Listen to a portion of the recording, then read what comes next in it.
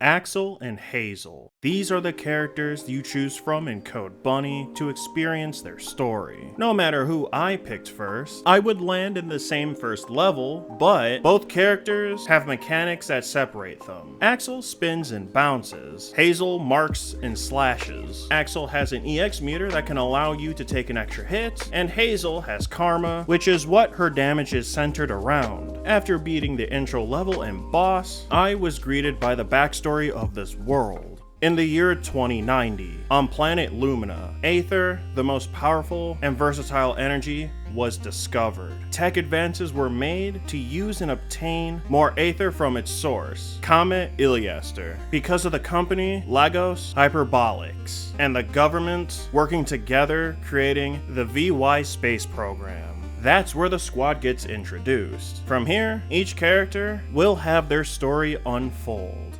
Across the board, Code Bunny is solid. While I preferred to play Hazel over Axel, both characters had no major flaws in their gameplay. I preferred playing Hazel because of the marking mechanic, which I didn't fully get how to use correctly. I simply enjoyed flying towards enemies, slashing them. After replaying the game, I understood how you build karma, which is leaving the mark on the enemy and slashing them while it's on. Taking down normal enemies and bosses became much easier. But I also found the gameplay to be a lot more addictive, to get better at it, to master it. When playing Axel, I understood how to build the EX meter. I spun and bounced off enemies, but I did not bother using the EX skills, as taking the free hit was enough for me. And honestly, with both characters, I had an easy time getting through the game up till the final boss. Part of me wants a hard mode for the stages and bosses for this game. You could simply give those stages more enemies with different placements, and the bosses could have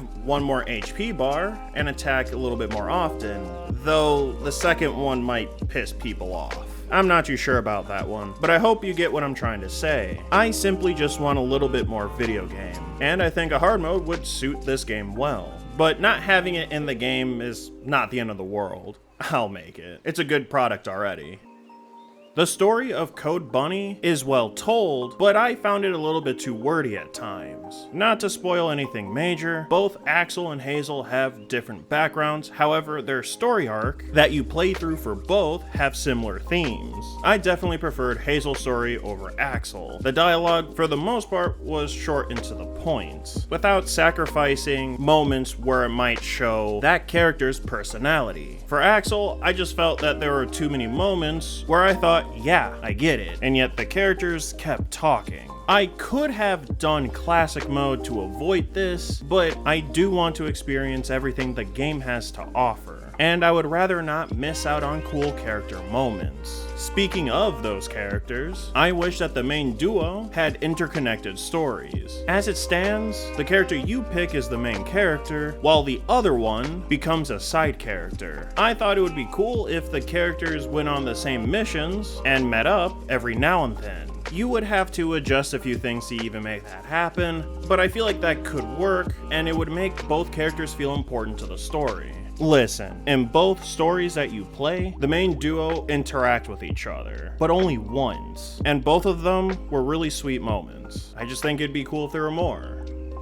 For Code Bunny's presentation, the Mega Man inspiration was clear, and Gunvolt was a game that one of the devs mentioned that was a big inspiration as well. I have heard about the game, I just never played it. And talking with one of the devs even more, I found out that Freedom Planet and Sonic were also an important part of it. I may not notice all of the inspirations in the game, really only one, but I think it's cool to know what makes that indie game in question tick. The pixel art is great, and I always knew what was going on in combat, and I do have a couple of favorite levels, but all look good. But those favorites also have my favorite music.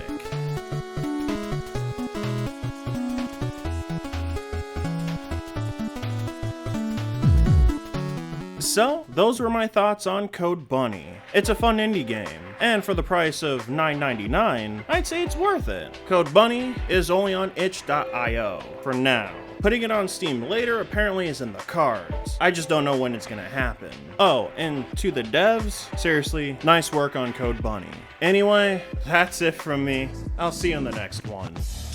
Hey, thanks for watching. Remember to like, comment, and subscribe for more videos on awesome indie games.